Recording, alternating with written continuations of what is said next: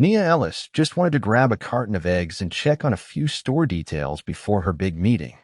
Dressed in a plain denim jacket, no one in the Fairview Grocery store knew she was actually their new regional director. But someone noticed her, and not in a good way. An older white woman watched Nia from across the aisle, her eyes filled with quiet fury. Then, out of nowhere, the woman stepped forward and shouted something so cruel, the entire store fell silent. What Nia did next would shake the building and change the neighborhood forever. Just before we get started, where are you watching from today? This one hits deep in all the right ways. You're going to want to see how it unfolds.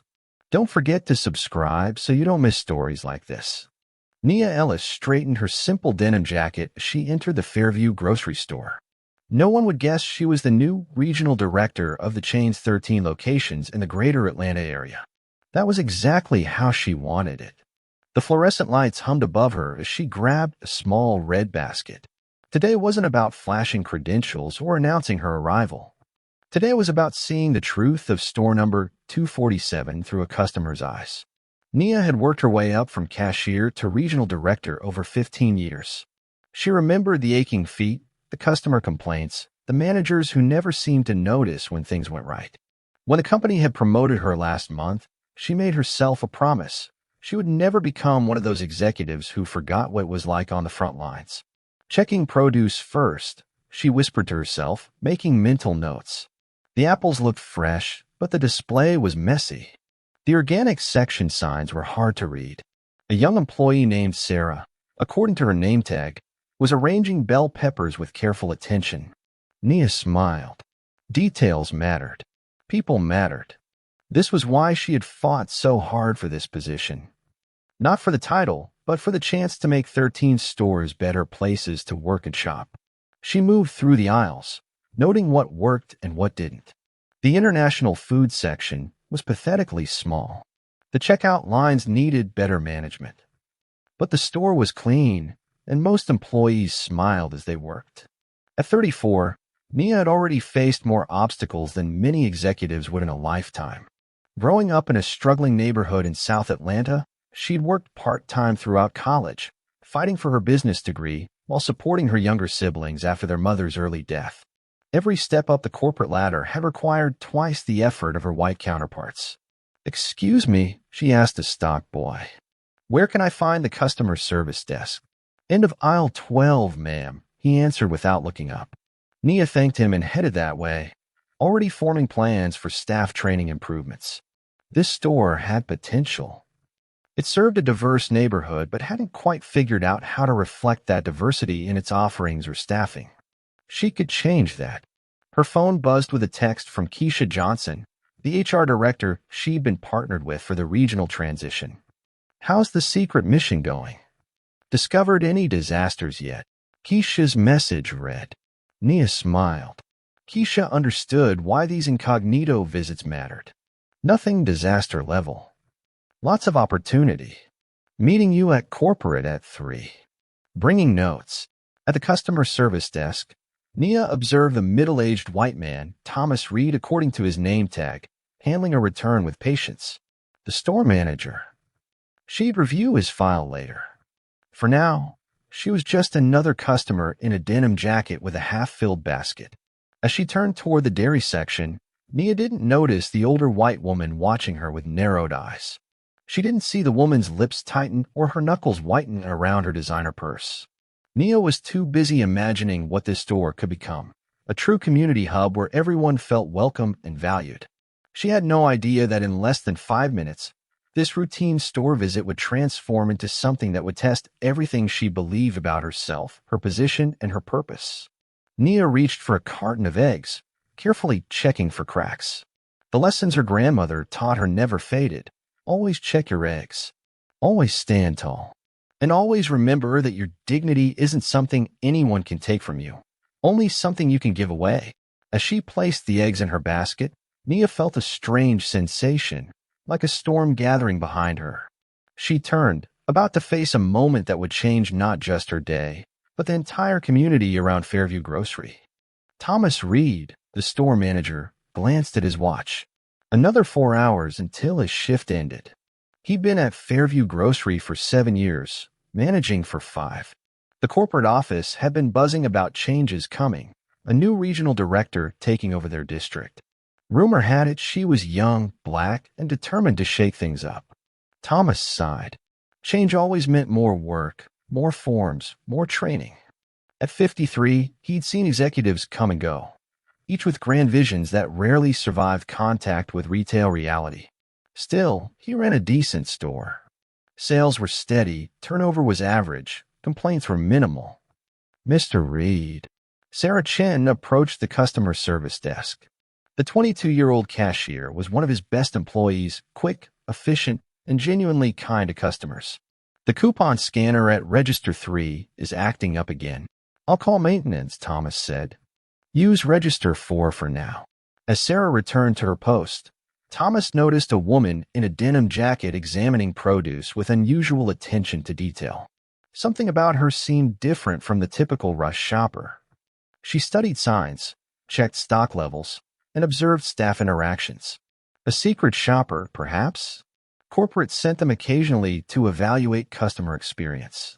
Meanwhile, across the store, Marjorie Whitfield was having a terrible day. Her housekeeper had quit that morning after Marjorie had suggested she redo the already clean bathrooms. The gardener had planted the wrong flowers. And now Fairview Grocery was out of her preferred brand of imported sparkling water. Unacceptable, she muttered, her pearl necklace clicking against her cashmere sweater. At 67, Marjorie considered herself a pillar of the Fairview community. Her late husband had been a prominent attorney, and she carried herself with entitled assurance of old money.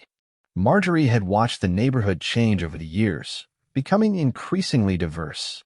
She smiled politely at fundraisers and charity events, but privately complained about the character of the area declining. Today's frustrations had worn her pretense especially thin. She rounded the corner and nearly collided with Nia. Excuse me, Nia said with a smile, stepping aside. But something about Nia, her confidence, her careful attention to the store, or perhaps simply her blackness in Marjorie's space, triggered something ugly in Marjorie. She clutched her purse tighter. Nia continued her mental inventory, unaware of Marjorie's growing irritation behind her. She checked her watch. She had about 20 more minutes before she needed to head to her official meeting with Thomas Reed at corporate headquarters, where she would introduce herself as his new boss. Across the store, Sarah Chen was watching both women. She'd noticed Nia earlier. Something about her seemed important, though Sarah couldn't place why. And she recognized Mrs. Whitfield, who came in weekly and never failed to complain about something. Sarah had been on the receiving end of those complaints more than once. Beneath the surface of this ordinary grocery store, currents were moving. Nia was mapping out a vision for transformation. Thomas was bracing for unwelcome change. Marjorie was looking for someone to blame for her bad day. And Sarah was observing it all, not yet realizing she would soon be called to choose what kind of person she wanted to be. Nia made her way to the small international food section, confirming her earlier assessment. 3 shelves of exotic items that didn't begin to represent the diversity of the neighborhood. She made another mental note. Expand this section immediately. Add authentic products. Hire staff who understand the cuisine. She didn't notice Marjorie following her, watching her handle packages and make notes in her phone. Didn't notice the growing suspicion and irritation in the older woman's eyes. The storm was approaching. In moments, the peaceful surface of Fairview Grocery would be shattered, revealing the depths beneath, not just in one angry woman, but in everyone who witnessed what was about to happen. Nia reached for a package of curry powder, remembering her grandmother's kitchen and the rich smells that had filled it. We'll do better, she whispered to herself, a promise for what this store could become. Behind her, Marjorie Whitfield took a deep breath, her patience finally snapping like a dry twig. What exactly do you think you're doing? The sharp voice sliced through the quiet hum of the grocery store. Nia turned, curry powder still in hand, to find herself facing an older white woman in an expensive cashmere sweater.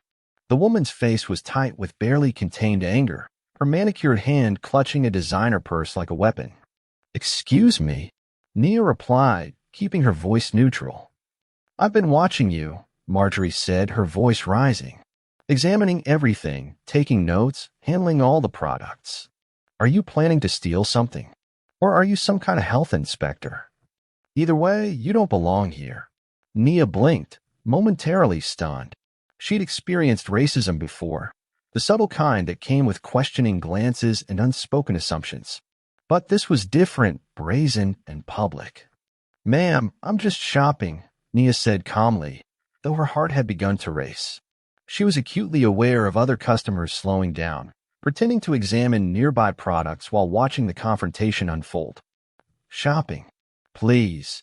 Marjorie's voice dripped with contempt. "I know your type. Coming into nice neighborhoods where you don't belong." Sarah Chen, restocking a nearby shelf, froze. She had seen Mrs. Whitfield be rude before, but this was different. This was ugly.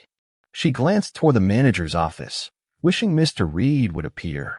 "I don't know what you mean by my type," Nia said, her professional training kicking in, "but I assure you, I'm just a customer like yourself." The woman laughed, a harsh sound devoid of humor. "A customer? In that cheap jacket? This isn't your store. This isn't your neighborhood." Marjorie's voice rose with each sentence, drawing more attention. "Why don't you just go back to your country?" The words hung in the air like something physical. Several gasps echoed through the suddenly silent aisle. An elderly man shook his head and walked away. A mother pulled her curious child closer. Nia felt heat rise from her neck to her face. Not from embarrassment, but from a familiar, weary anger. She had worked too hard, come too far to be spoken to this way. Her grandmother's words echoed in her mind. "Your dignity isn't something anyone can take from you, only something you can give away." "This is my country," Nia said quietly. "I was born here, as were my parents and grandparents." "Well, you certainly don't act like it," Marjorie snapped, emboldened by Nia's calm response. "If you belonged here, you wouldn't be so suspicious. The way you're examining everything, taking notes." Thomas Reed finally emerged from his office, drawn by the commotion. He hovered at the end of the aisle, assessing the situation but not immediately intervening. "Security should be watching you people," Marjorie continued, her voice rising. "Always causing trouble. Always where you don't belong. This used to be a nice store before." Nia raised a hand, stopping the tirade mid-sentence. Not with anger, but with a quiet dignity that somehow commanded more attention than Marjorie's shouting. "I'm not going to stand here and let you speak to me this way," Nia said. Her voice was steady, but anyone listening closely might have heard the slight tremor of controlled emotion. "Not today. Not ever again." For a moment, the two women locked eyes, Marjorie with her entitled rage, Nia with her hard-won composure. Around them, shoppers and employees had become a silent audience to this raw display of America's unhealed wounds. Nia carefully placed the curry powder back on the shelf. Without another word, she turned and walked away, leaving her shopping basket on the floor. "That's right. Run away," Marjorie called after her, but the victory in her voice sounded hollow even to her own ears. Sarah Chun watched Nia walk toward the exit, her back straight, her pace measured. She hadn't yelled, hadn't caused a scene. She'd simply refused to be diminished. Thomas Reed, still at the end of the aisle, caught a glimpse of Nia's face as she passed. There were no tears, but something in her expression made him deeply uncomfortable. Not the look of someone defeated, but of someone making a decision. "Ma'am," he said tentatively to Marjorie, "is everything all right?" "No, everything is not all right," Marjorie huffed. "You need better security in this store." That woman was suspicious, probably planning to shoplift. Thomas nodded noncommittally. "I'll look into it." Outside, Nia stood in the parking lot, breathing deeply. The confrontation replayed in her mind. Go back to your country. The words people had hurled at her family for generations, despite their American roots stretching back to slavery. She checked her watch. Her meeting with Thomas Reed at corporate headquarters was in 40 minutes. Her plan had been to observe the store anonymously, then reveal herself as the new regional director during that meeting. But plans change. Nia squared her shoulders and turned back toward the store entrance. This wasn't just about her anymore. This was about every black person who had ever swallowed their dignity in the face of public humiliation. This was about setting the tone for her entire tenure as regional director. She reached for the door handle, a new determination in her eyes. Inside, Marjorie Whitfield was completing her purchase, complaining loudly about standard slipping to an uncomfortable cashier. She didn't notice Nia re-entering the store, didn't see her approach Thomas Reed with purpose. And she certainly didn't realize that the woman she had just told to go back to her country was about to change everything about Fairview Grocery. Nia walked back through the automatic doors with purpose, her momentary retreat transformed into strategic regrouping. The store's atmosphere had changed. Whispers followed her, and customers who had witnessed the confrontation watched with curious eyes. Some looked away in shame, others with anticipation. She spotted Thomas Reed near the customer service desk, speaking quietly with Sarah Chin. The young cashier's eyes widened as she noticed Nia's return. "Excuse me," Nia said, approaching them with calm authority. "I'd like to speak with the store manager, please." Thomas straightened his navy tie, customer service smile automatically appearing. "That would be me. Thomas Reed. How can I help you today?" Nia extended her hand. "Mr. Reed, my name is Nia Ellis." "Ms. Ellis," he nodded, shaking her hand firmly. "I believe I just witnessed an unfortunate interaction between you and another customer. I apologize for." "I don't need an apology, Mr. Reed," Nia interrupted, her voice quiet but clear. "What I need is action. That woman verbally assaulted me with racist language in your store. I'd like to see your security footage and file a formal complaint." Thomas's professional smile faltered. Customer complaints meant paperwork, possible corporate review, complications. "Of course, we take these matters very seriously. If you'd like to fill out a form." Actually, Nia reached into her purse and removed a business card. "I think we should discuss this in your office." Thomas accepted the card automatically, then froze as he read it. His eyes darted from the card to Nia's face, then back to the card. He began, color draining from his face. "Yes," Nia confirmed. "We had a meeting scheduled at corporate in 30 minutes. I was conducting an incognito store visit beforehand, as I do with all new locations under my supervision." Sarah Chin's hand flew to her mouth. She looked from Nia to Thomas, suddenly understanding the gravity of what had happened. "My office." "Right away," Thomas managed, gesturing toward the back of the store. As they walked, Nia noticed Marjorie still at checkout register 4, complaining about the bagging of her groceries. Their eyes met briefly across the store. Marjorie's expression shifted from irritation to confusion, noting the deference Thomas was suddenly showing this woman she had just berated. Thomas ushered Nia into his modest office, closing the door behind them. The room was functional but uninspiring. Beige walls, filing cabinets, a desk cluttered with paperwork, and a computer monitor. "Ms. Ellis, I cannot begin to express how." "Mr. Reed," Nia interrupted, taking a seat without waiting to be offered one. "Let's focus on action rather than apologies. I'm not here to make you feel bad or threaten your position. I'm here because what happened today is unacceptable in any store, but especially in one under my supervision." Thomas lowered himself into his chair, visibly processing this dramatic shift in their power dynamic. He had expected to meet a new boss later today, not to find her being racially harassed in his grocery aisles. "I want to see the security footage," Nia continued. "And I want to understand your store policies regarding customer conduct and discrimination." Thomas nodded, turning to his computer. "We have cameras throughout the store." "Which aisle was it?" "International Foods." "Approximately 15 minutes ago." Thomas navigated through the security system, pulling up the footage. Together they watched the scene unfold again. Marjorie approaching Nia, the confrontation escalating, the surrounding customers' reactions, and Nia's dignified exit. "The audio isn't great," Thomas said, "but it's clear enough," Nia replied. She pointed to the screen. "Look at the other customers. Some are uncomfortable, some are pretending not to notice, but no one steps in. That's the bigger problem, Mr. Reed. Not just one racist woman, but a culture where this behavior goes unchallenged." Thomas shifted uncomfortably. He hadn't intervened either, not immediately. "Our corporate policy is clear about customer conduct," he said. We reserve the right to refuse service to anyone creating a disturbance or harassing other customers or staff. And is telling someone to go back to their country considered harassment under that policy? Nia asked, though they both knew the answer. Absolutely, Thomas confirmed. What would you like me to do? Nia considered the question carefully.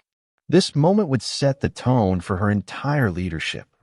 She could demand the woman be immediately removed and banned. She could file reports up the corporate chain. She could let it go with a warning. First, she said, I'd like you to save this footage. Second, I want to speak with your employees who witnessed the incident, starting with a young woman at customer service, Sarah, I believe. Of course, Thomas nodded. And the customer who harassed you? Nia glanced at the security monitor, which showed Marjorie now arguing with a cashier. She's still in the store. I think she and I should have a conversation, with you present, along with security. Not to escalate things, but to address them directly. Thomas reached for his phone. I'll call Dave from security to meet us, and I'll ask Sarah to come to the office. As Thomas made the calls, Nia gazed at the frozen security footage, her own face caught in a moment of dignity under fire. She thought about all the times she'd walked away from racism, telling herself it wasn't worth the confrontation. All the time she protected the feelings of others at the expense of her own. Not today. Today, Nia Ellis wasn't just standing up for herself. She was setting a standard for every store under her management. For every employee watching. For every customer who would hear about what happened next. A knock at the door announced Sarah's arrival. The young woman entered hesitantly, her eyes darting between Thomas and Nia. Sarah, Thomas said, This is Nia Ellis, our new regional director. Sarah's eyes widened. I'm so sorry about what happened, ma'am. I should have said something. I should have. Sarah, Nia interrupted gently. Take a seat. I'd like to hear your perspective on what happened. As Sarah began to speak, Nia listened intently. This wasn't just about punishing one racist woman. This was about understanding how her stores really operated and what needed to change. Outside the office, word was spreading among the employees. The woman in the denim jacket wasn't just any customer. She was their new boss, and she was about to transform Fairview Grocery in ways none of them could imagine. She comes in every Tuesday, Sarah explained, her hands fidgeting in her lap. Mrs. Whitfield always has complaints, always makes someone's day worse. Nia nodded, making notes. And how do the staff typically handle her behavior? Sarah glanced at Thomas, then back to Nia. We're told to prioritize customer satisfaction. So mostly we apologize. Give her what she wants. Mr. Reed sometimes steps in if she gets too loud. Thomas cleared his throat. Mrs. Whitfield is challenging, but she spends a considerable amount of money here, and that justifies racist behavior. Nia asked quietly. The question hung in the air. Thomas had no good answer. A knock at the door announced Dave from security, a broad-shouldered man in his 40s with a security badge and an earpiece. You needed me, Mr. Reed? Dave asked, then noticed Nia. Ma'am. Dave, Thomas said, This is Nia Ellis, our new regional director. There's been an incident. Dave's expression shifted to professional concern as Thomas briefly explained the situation. I've reviewed our policies, Nia said, standing. Fairview Grocery explicitly prohibits harassment of any kind on its premises. That includes racial harassment. She looked at each of them in turn. I'm not just enforcing this policy because I was the target today. I'm enforcing it because it's the right thing to do. For our employees, for our customers, for our community. She turned to Dave. Is Mrs. Whitfield still in the store? Dave nodded. Register for. Still complaining about her bagging. Then let's go have a conversation, Nia said. Mr. Reed, I'd like you to take the lead since you're the store manager. I'll identify myself if necessary. As they left the office, Nia noticed employees watching her with new eyes, some curious, some concerned, some hopeful. Word had spread fast. Marjorie Whitfield was just finishing her transaction when she spotted Thomas approaching with Dave, Sarah, and Nia. Something about their formation put her on alert. Mrs. Whitfield, Thomas began, his voice professional but firm. Could we speak with you for a moment? Marjorie's eyes narrowed. Is there a problem with my payment? No, ma'am. It's regarding an incident that occurred earlier in our international foods aisle. Marjorie's gaze flicked to Nia, then back to Thomas. I was simply expressing concern about suspicious behavior. As a loyal customer, I have every right. Mrs. Whitfield, Thomas interrupted, finding his backbone under Nia's steady gaze. We have security footage of your interaction with this customer. Your comments were inappropriate and violated our store policy against harassment.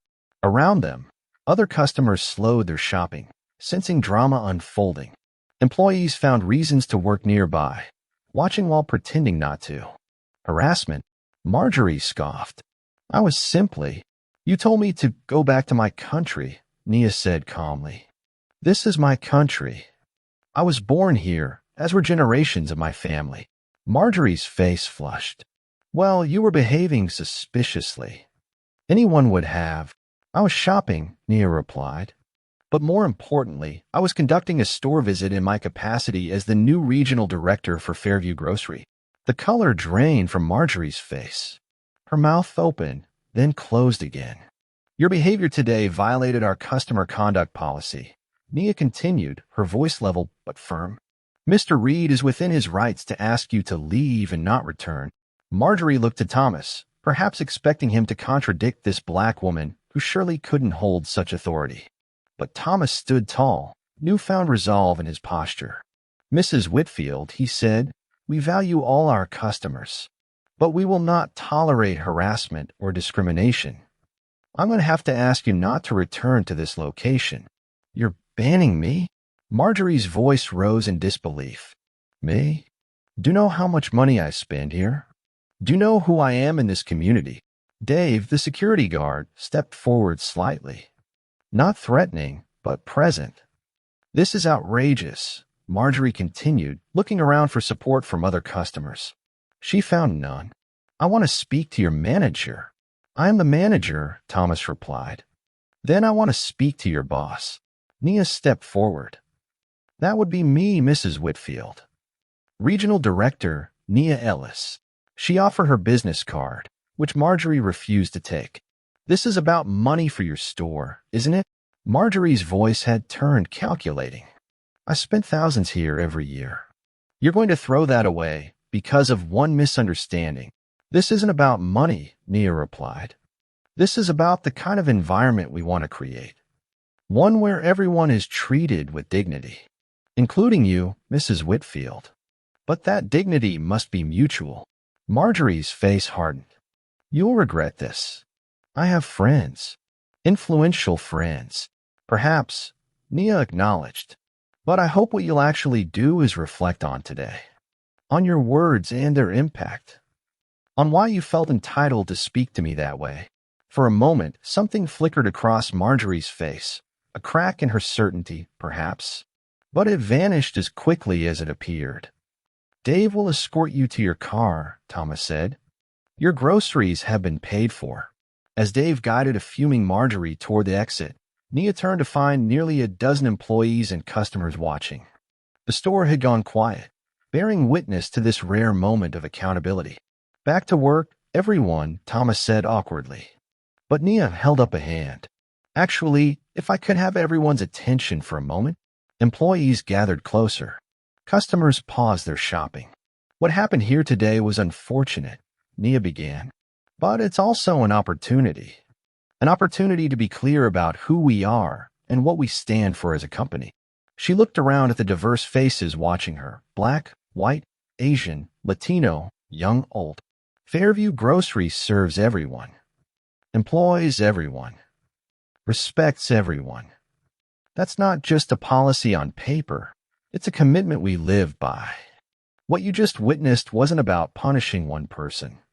It was about protecting everyone's right to shop and work with dignity. Sarah Chen stood straighter, something like pride crossing her face. Other employees nodded.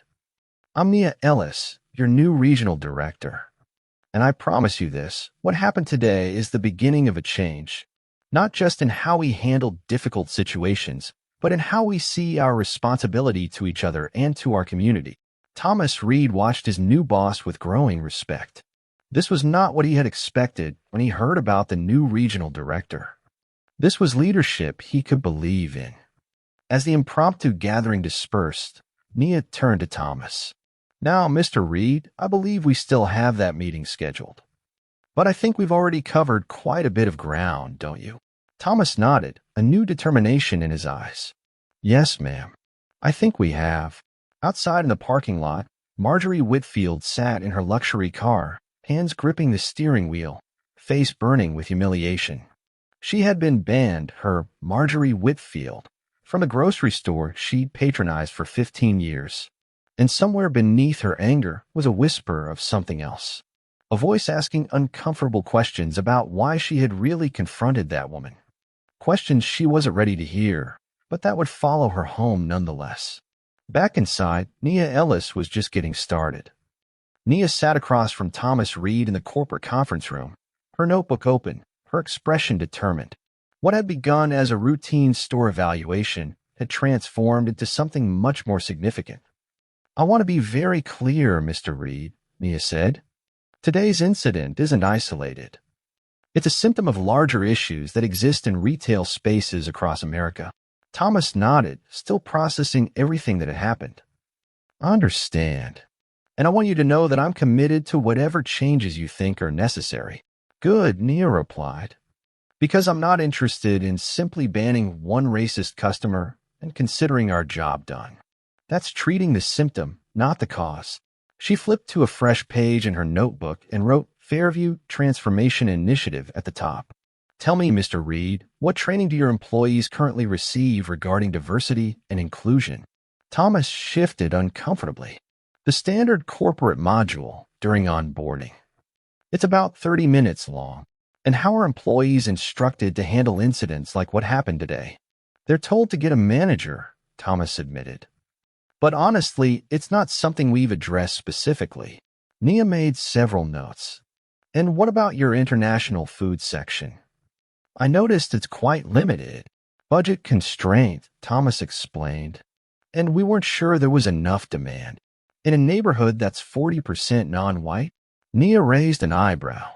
Thomas had no good answer. For the next hour, Nia outlined her vision, not just for addressing racism when it occurred, but for creating an environment where every customer and employee felt valued and represented. Thomas listened, occasionally offering input, increasingly invested in her vision. "This isn't just about doing the right thing," Nia explained. "It's also good business. When people feel welcome and represented, they become loyal customers. When employees feel protected and empowered, turnover decreases and productivity rises." By the time they finished, Thomas had filled several pages with notes and action items.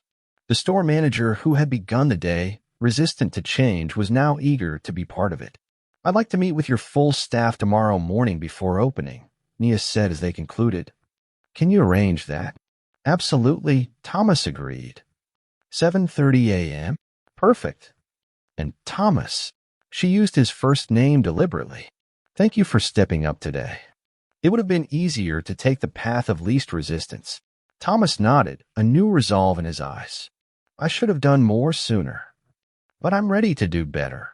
As Nia drove home that evening, she called Keisha Johnson, the HR director. "You're not going to believe what happened during my store visit," Nia began. After hearing the full story, Keisha was quiet for a moment. "So what now?" "You banned one customer. That's a start, but not enough," Nia finished. "I know. That's why I'm calling. I have an idea, but I'll need your help." By the time Nia reached her apartment, the outline of something bigger than a single store incident had taken shape. This could be the initiative that defined her leadership, that transformed not just store number 247, but all 13 locations under her supervision. She stayed up late into the night, developing her plan, fueled by a lifetime of experiences like today's. All those times she'd walked away, telling herself it wasn't worth the fight. All those moments she'd swallowed her dignity to keep the peace. "Not anymore," she whispered to herself as she finally closed her laptop at 2 a.m. "Not on my watch." The next morning, Nia arrived at Fairview Grocery at 7:15 a.m., dressed not in yesterday's casual denim jacket, but in a professional blazer and slacks. Today wasn't about blending in. Today was about leading. The employees were gathered in the break room: cashiers, stockers, deli workers, managers. Some looked curious, others nervous.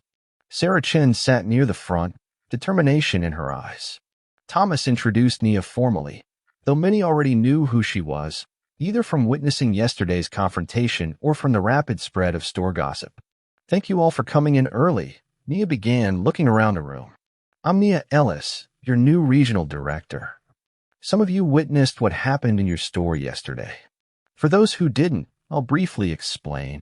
She recounted the incident clearly but without dramatics. Marjorie's racism, her own response, the outcome. "But I'm not here to talk about yesterday," Nia continued. "I'm here to talk about tomorrow. About the kind of store, the kind of community we want to create together." She outlined her vision for what she was calling the Everyone Belongs initiative. Not just diversity training, but a comprehensive approach to creating an inclusive environment, expanded international food sections reflecting the actual demographics of each store's neighborhood, community events celebrating different cultures, a clear protocol for addressing discrimination, employee workshops on allyship and intervention. "This isn't just a corporate mandate," Nia emphasized. "This is an invitation to be part of something meaningful, to transform this store into a place where everyone truly belongs." She noticed some employees nodding enthusiastically, while others looked more reserved. "I know change can be uncomfortable," Nia acknowledged. "And I know this might seem like an overreaction to one incident. But ask yourselves, how many customers have felt unwelcome in these aisles but never said anything? How many employees have witnessed discrimination but felt powerless to intervene?" Sarah Chen raised her hand. "I've seen it before. Not always as obvious as yesterday, but I've seen it.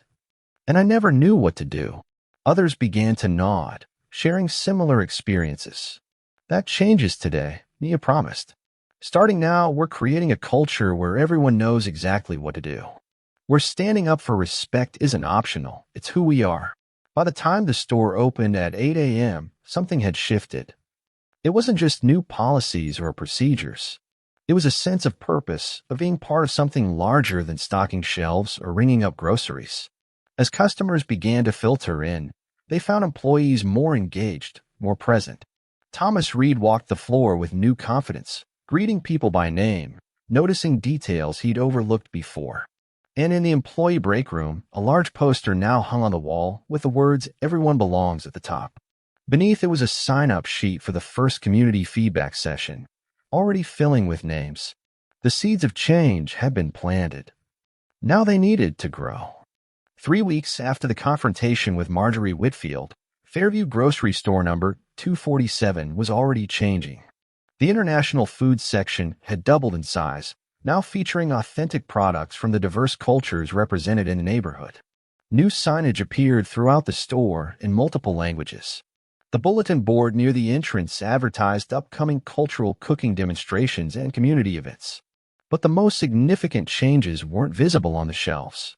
They lived in the interactions between staff and customers, in the newfound confidence of employees like Sarah Chen. "Excuse me," a middle-aged white man approached the customer service desk where Sarah was working. His voice carried a familiar edge of entitlement. "Why have you moved everything around? I can't find anything anymore. And what's with all this foreign food taking up so much space?" 3 weeks ago, Sarah might have apologized profusely, trying to placate the man regardless of his tone. Today, she stood a little straighter. "We've expanded our international selections based on customer feedback," she explained confidently. "I'd be happy to help you find what you're looking for.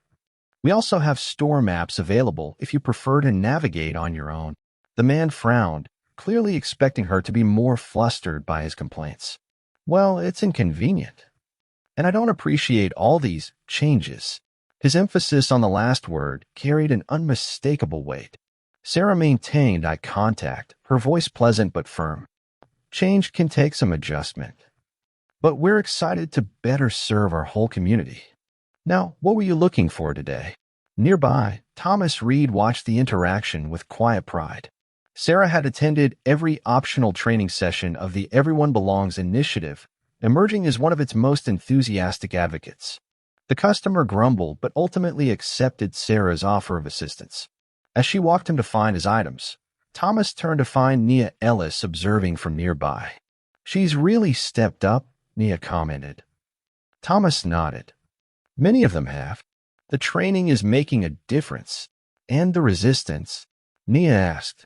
They both knew there had been some employees uncomfortable with the changes, customers complaining about the political correctness of it all. "Less than I expected," Thomas admitted.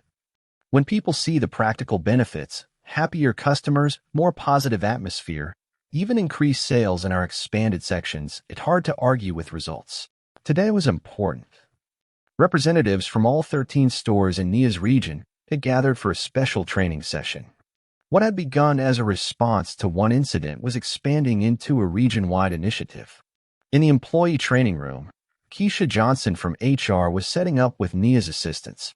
They had developed the program together, part sensitivity training, part practical response protocols, part community engagement strategies.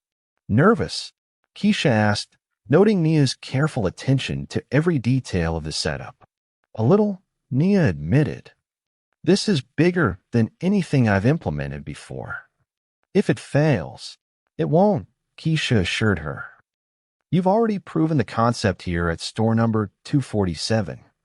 The numbers don't lie. Customer satisfaction up 18%, employee retention improved, sales increasing in departments where we've expanded cultural offerings."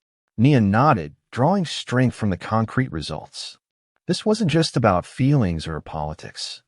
This was about creating better stores for customers, for employees, for communities, and yes, for the company's bottom line.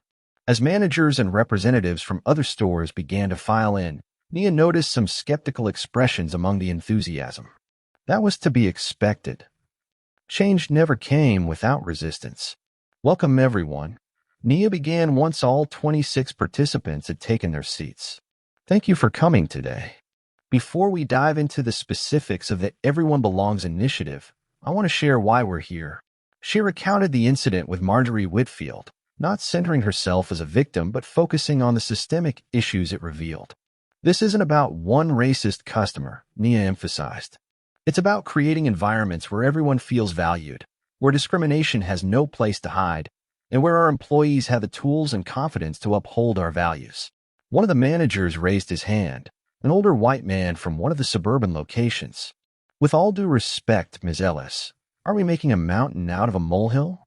One unpleasant incident, and suddenly we're changing policies across 13 stores." Nia had anticipated this question. "That's a fair concern, Mr. Daniels. But let me ask you this. How many incidents like this go unreported? How many customers quietly take their business elsewhere after feeling unwelcome? How many employees suffer in silence?" She gestured to Sarah Chen, who had been invited to share her perspective. "Before the Everyone Belongs initiative," Sarah began, her voice initially quiet but growing stronger, "I saw instances of subtle racism or discrimination at least weekly. Usually nothing as blatant as what happened with Mrs. Whitfield, but still harmful. Customers following Asian shoppers, assuming they were stealing. Comments about people's accents. Assumptions about what people could afford based on how they looked." Sarah looked around the room, meeting the eyes of the managers. "I never reported these things because I didn't think anyone would care. Or worse, I thought I might get in trouble for causing problems." Nia thanked Sarah and turned back to the group. "This initiative isn't an overreaction. If anything, it's long overdue. And today you'll learn not just why it matters, but how it works in practical terms." Over the next 3 hours, Nia and Keisha led the group through the program, from recognizing different forms of discrimination to specific intervention strategies, from community engagement approaches to measuring outcomes. By the lunch break, even some of the skeptics were taking notes and asking thoughtful questions. The afternoon session focused on implementation plans for each store, tailored to their specific communities and challenges. "This isn't a one-size-fits-all approach," Nia emphasized. "Store number 250 serves a predominantly Latino community, while number 253 is in a primarily Black neighborhood. Your implementation should reflect your unique community needs. As the training concluded, Nia felt a cautious optimism. Not everyone was fully convinced. Change never happened all at once, but seeds had been planted. Each manager left with a customized implementation plan, training materials, and commitment to check in weekly on their progress. You did well, Keisha said as they packed up after everyone had left. They're on board. Maybe not 100% yet, but they're willing to try. That's all I can ask for, Nia replied. Willingness to try. Later that evening, as Nia walked through store number 247 before heading home, she noticed something that stopped her in her tracks. Sarah Chan was at her register, chatting with an elderly black woman as she scanned her groceries. Nothing unusual there. But pinned to Sarah's uniform was a small, colorful pin bearing the words, "Everyone belongs." Sarah, Nia approached after the customer had left. "Where did you get that pin?" Sarah smiled. "Oh, I made them. Well, I ordered them online. Just a few at first, for the employees who've been really involved in the initiative. But then customers started asking about them, so I ordered more." "You did this on your own?" Sarah nodded. "Is that okay?" "I should have asked first, but it's more than okay," Nia assured her. "It's exactly what this initiative is about, employee ownership and pride." As Nia finally headed to her car, she noticed 3 more employees wearing the colorful pins.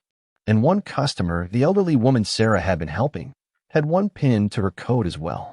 Something was happening at Fairview Grocery. Something that had started with an ugly confrontation but was transforming into something beautiful. Something that belonged not just to Nia Ellis, but to everyone who walked through those doors. The roots of change were taking hold, stronger than she had dared to hope. 6 weeks into the Everyone Belongs initiative, Nia Ellis sat at her desk reviewing progress reports from all 13 stores. The results were encouraging: increased customer satisfaction, improved employee morale, and even rising sales in the newly expanded international food sections. But the transformation wasn't without its challenges. Store number 250 in Fairview's affluent north side was struggling with resistance from some longtime customers. Store number 253 had employees who complained the training felt accusatory. And just yesterday, a local blog had published an article criticizing the grocery chain for caving to woke culture. Nia sighed, rubbing her temples. Change never came without pushback. Her phone rang, Thomas Reed calling from store number 247, their pilot location. "Ms. Ellis," Thomas began, his voice tense. "We've got a situation here. Mrs. Whitfield is back." Nia sat up straighter. "She knows she's banned from the premises." "Yes, ma'am." "She's not shopping. She's outside with 3 other people, handing out flyers to customers entering the store. They say we're discriminating against traditional customers and promoting a divisive agenda." "I'll be there in 20 minutes, Nia said, already gathering her things. When she arrived, the scene was exactly as Thomas had described. Marjorie Whitfield stood near the entrance with 3 other older white people, intercepting customers with colorful flyers. A small crowd had gathered, some accepting the papers, others avoiding eye contact and hurrying inside. Nia approached directly, maintaining her professional composure. "Mrs. Whitfield, you know you're not permitted on store property." Marjorie's eyes narrowed. "We're on the public sidewalk, Ms. Ellis." "Perfectly legal." Nia glanced at the flyer one customer had dropped. It read, "Boycott Fairview Grocery, say no to anti-American policies and reverse racism." "You're entitled to your opinion, Mrs. Whitfield," Nia replied calmly, "but not to harass our customers or spread misinformation about our policies." "Misinformation?" Marjorie scoffed. "You banned me, a loyal customer, for 15 years because I expressed concern about suspicious behavior. Now you're promoting foreign foods over American products and forcing your employees to undergo political indoctrination." A small crowd of customers had paused to watch the confrontation. Nia was acutely aware that this moment would either undermine or reinforce everything she'd been working toward. "Mrs. Whitfield," she began, her voice clear enough to carry to the onlookers. "You were banned because you told me to go back to my country when I am an American citizen shopping in an American store. That's not expressing concern, that's expressing prejudice." Marjorie flushed. "That's not, you're twisting my words." The incident is on security footage, Nia continued steadily. As for our initiative, we're expanding our offerings to better serve our diverse community of customers, all of whom are equally American, regardless of their cultural backgrounds. And our training helps employees ensure everyone feels welcome and respected. There's nothing political about basic human dignity. From the gathering crowd, a woman stepped forward, middle-aged Latina, wearing a nurse's scrubs. "Excuse me," she said. "I've been shopping at this store for years, and until recently, I could barely find any products from my culture. Now there's an entire section. My children are thrilled that I can make the dishes my grandmother taught me, using authentic ingredients. How is that anti-American?" Another customer joined in, an elderly black man. "I've noticed the difference in how I'm treated, too. Used to be, security would follow me around the store. Now they greet me by name." Marjorie's companions looked increasingly uncomfortable as more customers spoke up. One by one, they made excuses and slipped away, leaving Marjorie alone with her stack of flyers. "You may have fooled these people," she said to Nia, her voice shaking slightly. "But plenty of customers agree with me. You'll see." With that, she gathered her remaining flyers and walked quickly to her car. The impromptu gathering of customers gradually dispersed, many stopping to express support to Nia before entering the store. Inside, Nia found Thomas looking anxious. "Is she gone? Should we call the police next time?" "She's gone," Nia confirmed. "And no, I don't think that's necessary. Everyone has the right to protest. But we also have the right to tell our own story." She paused thoughtfully. In fact, this might be an opportunity. That evening, Nia convened an emergency Zoom meeting with all 13 store managers. She explained what had happened and her proposed response. "Instead of getting defensive, let's be transparent," she suggested. "Let's host community forums at each location. Invite customers to learn about the initiative, ask questions, express concerns. Let's show them this isn't about politics, it's about people." The managers agreed, though some expressed concern about giving a platform to more resistance. "We're not afraid of tough questions," Nia assured them. "If we believe in what we're doing, and I do, then we should be willing to explain it clearly and listen to feedback." Within a week, all 13 stores had scheduled community forums. Flyers invited all customers, supportive, concerned, or curious, to attend. The night of store number 247's forum, Nia arrived early to help set up. The employee break room had been transformed with chairs arranged in a circle, refreshments provided, and Sarah Chen's "Everyone Belongs" pins available in a bowl by the door. Nia had worried about attendance, but by the 7 p.m. start time, the room was full, a diverse mix of regular customers, curious newcomers, and even a few who had taken Marjorie's flyers. "Welcome, everyone," Nia began. "Thank you for coming tonight. I'm Nia Ellis, Regional Director for Fairview Grocery. We've invited you here because we value transparency and community input. Over the past 6 weeks, we've implemented some changes that you may have noticed, and we want to tell you about the why behind those changes, answer your questions, and hear your thoughts." She explained the initiative's origins and goals, careful to frame it not as a reaction to one incident, but as a proactive approach to serving a diverse community. "This isn't about politics," Nia emphasized.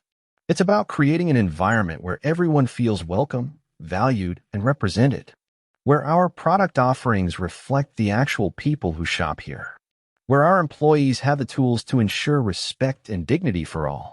Then she opened the floor for questions. Some were supportive, some curious, some critical. "Aren't you just virtue signaling?" asked one older white man. "All this diversity talk is just marketing." "If it were just talk, I'd agree with you," Nia responded. "But we're backing it up with action, expanded product offerings, comprehensive staff training, community engagement. And we're measuring results, not just in feel-good moments, but in concrete outcomes like customer satisfaction and employee retention." Another customer, a young white woman, raised her hand. "I noticed you're carrying more international foods, which is great. But they're more expensive than the American versions. Isn't that discrimination against immigrants who might want those products but can't afford the markup?" Nia nodded appreciatively at the thoughtful question. "You've highlighted an important issue. We're actively working with more diverse suppliers to bring costs down. In fact, starting next month, we're launching a cultural staples program that will price essential international ingredients competitively with their American counterparts. The questions continued for over an hour. Challenging, supportive, practical. Nia and Thomas answered honestly, sometimes acknowledging where they were still figuring things out, other times sharing specific successes. By the end of the forum, something unexpected had happened. Even some of the skeptics were nodding along. One woman who had begun the evening with crossed arms and a frown was deep in conversation with Sarah Chin about joining the Customer Advisory Committee. As people filed out, many took the Everyone Belongs pins from the bowl. Nia watched an elderly white couple pin them to their jackets, then stopped to talk with a young black family about which aisle carried a particular spice. "This went better than I expected," Thomas admitted to Nia as they cleaned up. "It's easier to resist something you don't understand," Nia replied. "Once people see that this is about practical improvements and basic respect, not some radical agenda, most come around." "Most," Thomas emphasized. "Not all." Nia nodded realistically. "Change is never unanimous. But it doesn't have to be. It just needs to be persistent." As reports came in from the other 12 community forums, the pattern was similar. Initial skepticism giving way to understanding, lingering resistance from a few, but overall momentum building. One unexpected outcome emerged. Customers began requesting the Everyone Belongs pins at all 13 locations. What had started as Sarah Chen's personal initiative was becoming a visible symbol of the movement, spotted not just in Fairview grocery stores, but on backpacks, lapels, and car dashboards throughout the community. 8 weeks into the initiative, something was shifting. The resistance hadn't disappeared, but was being overwhelmed by growing support. What had begun as a response to an ugly racist incident was transforming into a community-wide conversation about belonging. And at the center of it all was Nia Ellis, no longer just reacting to discrimination, but proactively creating the change she had always envisioned. 3 months after the confrontation with Marjorie Whitfield, Nia Ellis stood at the podium in Fairview Grocery's corporate headquarters. Before her sat the company's executive leadership team, including the CEO, Robert Fairview III, grandson of the founder. The quarterly review meeting had taken an unexpected turn when Robert had asked Nia to present the Everyone Belongs initiative to the entire executive team. "The numbers speak for themselves," Nia concluded, advancing to her final slide. "Across all 13 stores in our region, customer satisfaction is up 24%. Employee retention has improved by 18%. And sales, particularly in our expanded international section, have increased by 32%. Most importantly, reported incidents of customer or employee discrimination have decreased by 78%. The executives murmured, reviewing the data in their packets. These weren't just feel-good metrics, they translated directly to increased profitability. Robert Fairview leaned forward in his chair. At 62, he represented the old guard of grocery retail, having joined the family business straight out of college. Nia had prepared for skepticism or resistance from him, knowing his reputation for traditional values. "Ms. Ellis," Robert began, his voice carrying the slight drawl of his Georgia upbringing. "When I first heard about this initiative, I'll admit I was concerned. I worried it might alienate our core customers or become a distraction from our primary business." Nia nodded, maintaining her professional composure, though her heart rate quickened. "But these results," Robert continued, tapping the report before him, "they're impossible to ignore. And the anecdotal feedback from store managers has been overwhelmingly positive." He looked up, making eye contact with Nia. "I believe we should consider implementing the Everyone Belongs initiative company-wide, across all 213 Fairview grocery locations." The room fell silent. This was far beyond what Nia had hoped for when preparing her presentation. "Mr. Fairview," she said carefully, "I'm honored by your confidence in the program. Scaling to all locations would be a significant undertaking, requiring substantial resources and commitment. Do you think it's not possible?" Robert challenged. "I think it's absolutely possible," Nia replied without hesitation. "But it would need to be implemented authentically, not just as a corporate mandate. Each store would need to adapt the core principles to their specific community, just as we did within our region." Robert smiled slightly. That kind of thoughtful caution is exactly why I believe you're the right person to lead this expansion. He turned to the chief operating officer. Janet, work with Ms. Ellis to develop a phased implementation plan for all regions. I want a draft on my desk by the end of the month. As the meeting concluded, executives approached Nia with questions, congratulations, and business cards. What had begun as a response to one ugly incident in one store was about to become a company-wide transformation. Back at store number 247, Thomas Reed had gathered the staff to share some exciting news. As many of you know, he began, Sarah Chen's Everyone Belongs pins have become something of a phenomenon. What you might not know is that we've had inquiries from other businesses in the community, restaurants, bookstores, even the community college, about getting pins for their employees and customers. Sarah blushed as her colleagues applauded. Starting next week, Thomas continued, Fairview Grocery is partnering with Westside Community Center to launch Everyone Belongs Fairview, a community-wide initiative to promote inclusion and respect in all local businesses. And Sarah has been asked to co-chair the committee. More applause erupted, with several employees enveloping Sarah in congratulatory hugs. What none of them realized was that Marjorie Whitfield's daughter, Jennifer, was shopping in the store that day. She paused near the employee gathering, listening to the announcement. Unlike her mother, Jennifer had felt deeply embarrassed by the flyer incident. She'd argued with Marjorie about it, leading to a painful rift between them.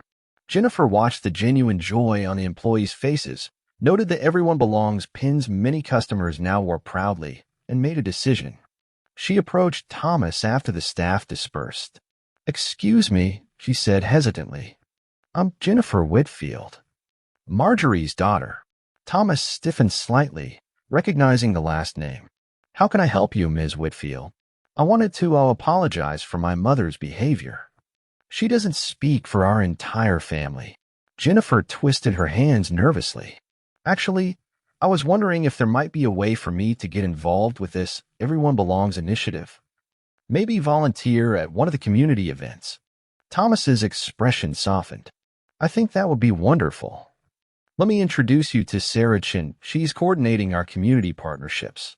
Across town, in her well-appointed home, Marjorie Whitfield sat alone, scrolling through Facebook. Her campaign against Fairview Grocery had fizzled out weeks ago, with even her closest friends quietly distancing themselves from her crusade. The local blog that had initially published her complaints had followed up with a much more positive article about the Everyone Belongs initiative, featuring interviews with enthusiastic customers and employees. Marjorie paused on a photo posted by her daughter, Jennifer smiling alongside a diverse group wearing Everyone Belongs pins with a caption proud to join the Fairview Community Partnership Committee. #Everyone Belongs. Marjorie's finger hovered over the keyboard, her first instinct to post an angry comment. But something stopped her. Perhaps it was the happiness evident in her daughter's face, a joy Marjorie hadn't seen since their argument.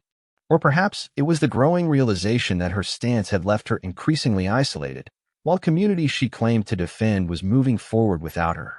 She closed Facebook without commenting and stared out the window, a complex mixture of emotions washing over her.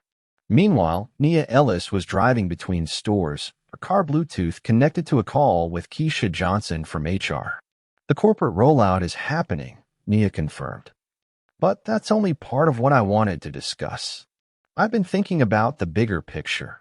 Bigger than 213 stores nationwide." Keisha laughed. "What exactly did you have in mind?" "I've been approached by the National Retail Federation," Nia explained. "They want me to present at their annual conference, not just about the initiative itself, but about the business case for inclusion. This could go far beyond Fairview Grocery, Keisha. This could influence the entire retail industry. From one racist incident to industry-wide change," Keisha mused. "That's quite a journey in 3 months." "It's not about the incident," Nia corrected her. "It's about the response. About transforming a negative moment into sustained positive change." As Nia pulled into the parking lot of store number 250, she noticed something that made her smile. The bank next door to Fairview Grocery had Everyone Belongs posters in their windows. The coffee shop across the street had them too. The ripples were becoming waves. Inside store number 250, which had initially been one of the most resistant to change, Nia found a transformation. The previously limited international food section now spanned an entire aisle, with clear signage in multiple languages. Employees from diverse backgrounds worked throughout the store, all wearing the now familiar pins.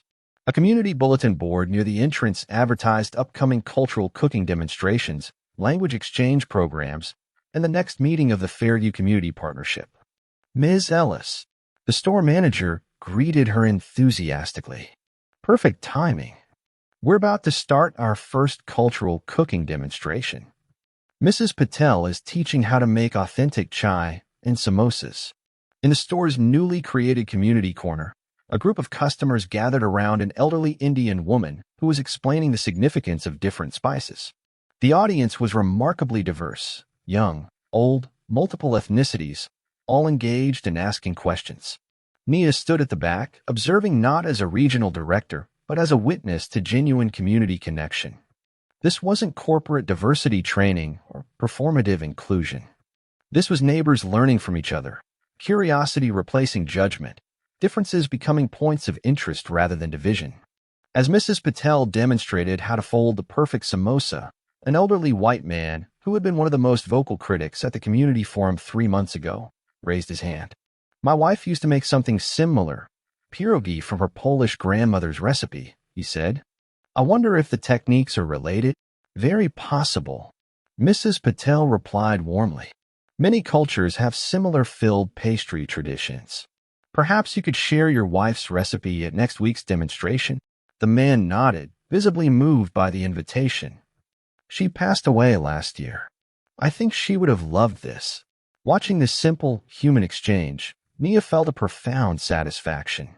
The metrics and business outcomes were important, but this connection, this community, was the true measure of success.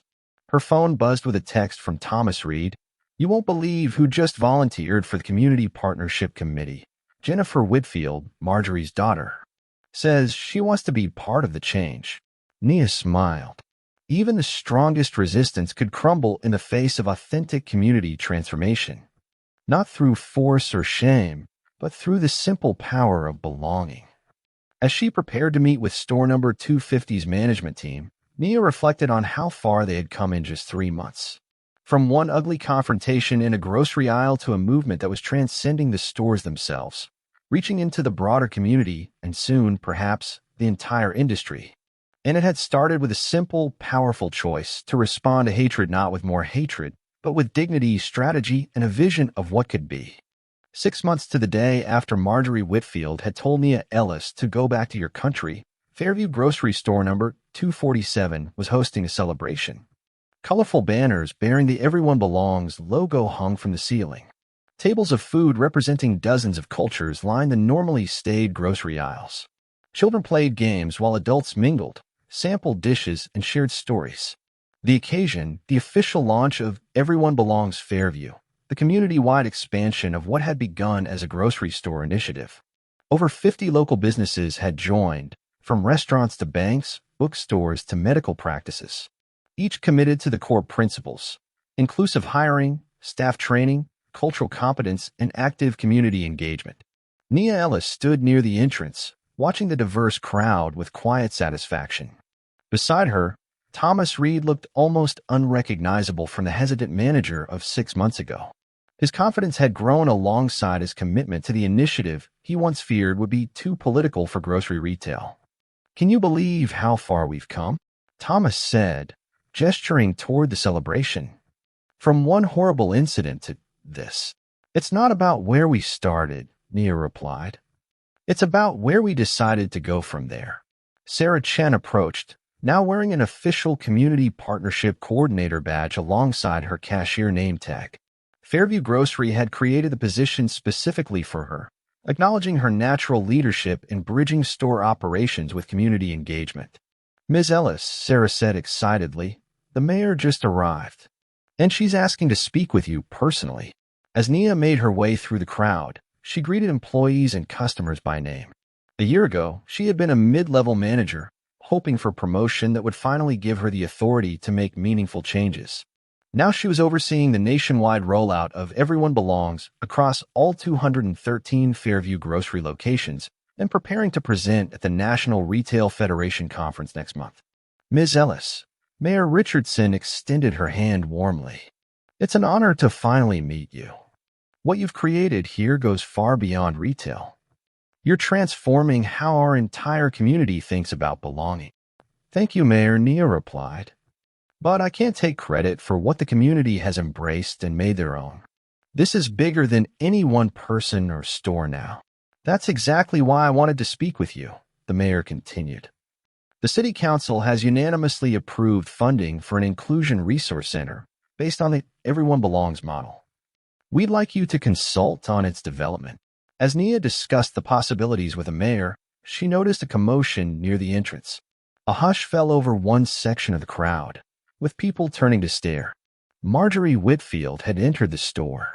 She stood just inside the doors, clutching her designer purse, her expression a complex mixture of defiance and uncertainty. Unlike 6 months ago, she was alone. No protest signs, no supporters, just an aging woman at the threshold of a place that had banned her. Jennifer, her daughter, broke away from a nearby group and hurried to her mother's side. They spoke quietly, Jennifer's hand on her mother's arm, supportive but firm. Nia excused herself from the mayor and made her way toward them.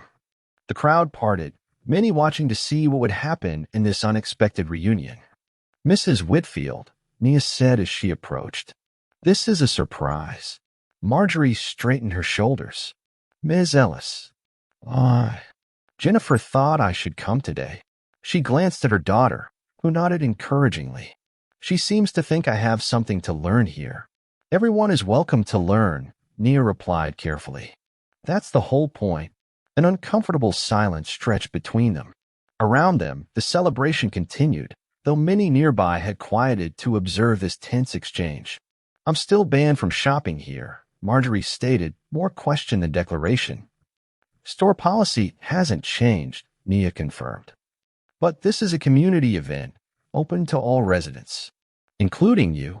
Marjorie nodded stiffly. Her eyes moved to the Everyone Belongs pin on Nia's lapel, identical to the one her daughter wore. Jennifer has been quite involved in this program. She's been invaluable, Nia affirmed, particularly in reaching community members who might otherwise be hesitant. Like me, you mean, Marjorie said flatly.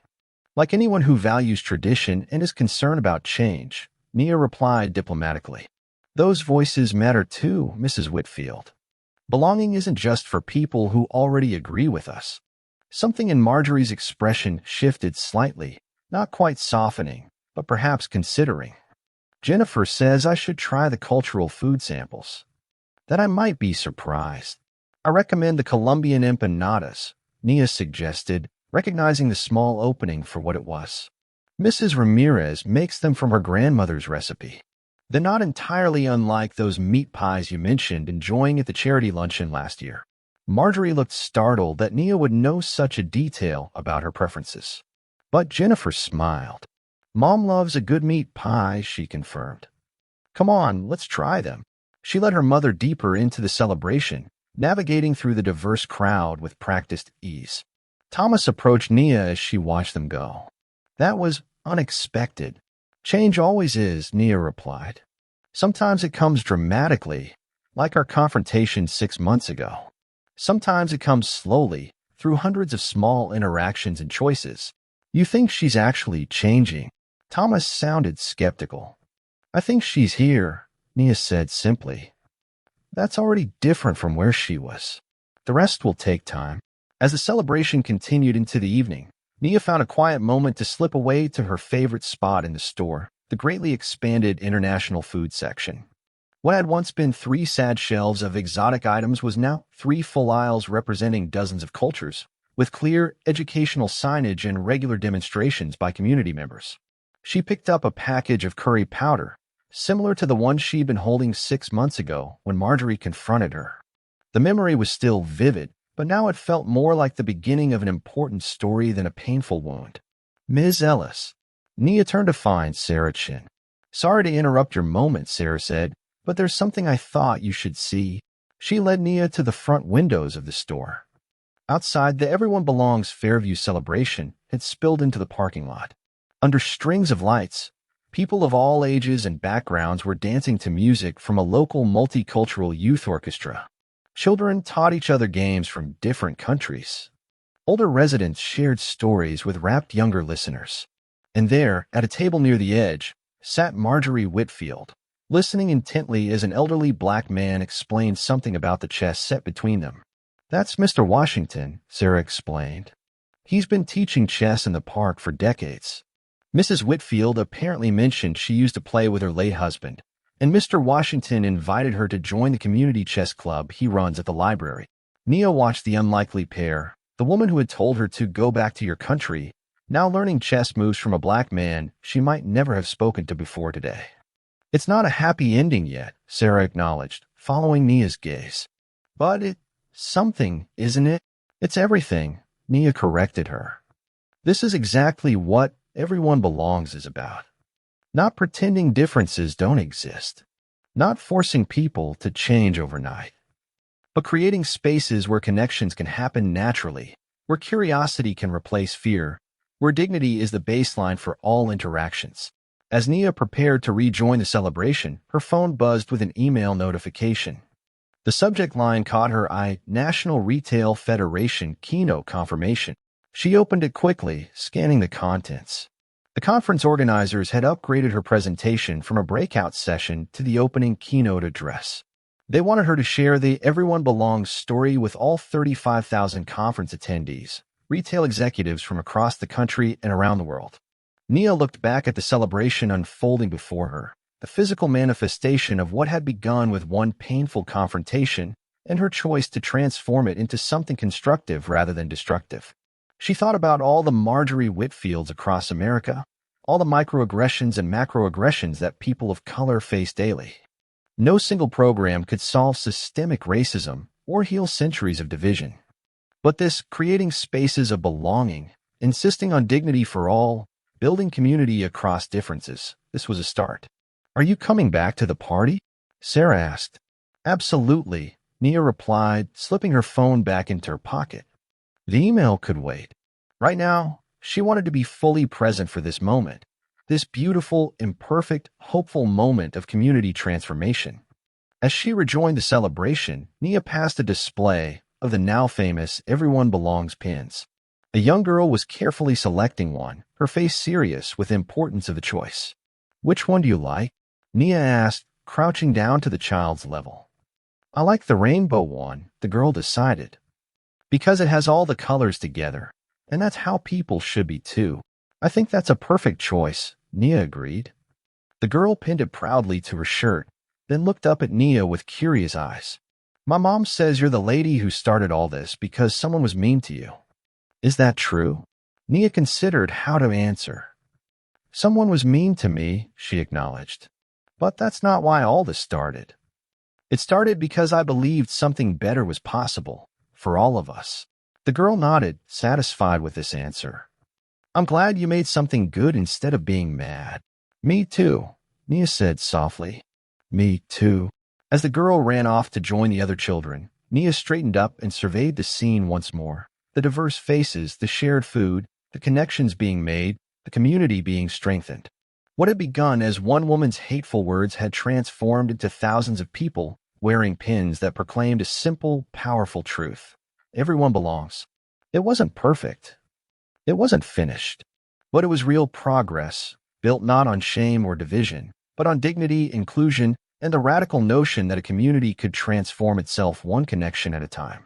And for Nia Ellis, that was enough, not just a victory over racism, but a vision of what could be possible everywhere.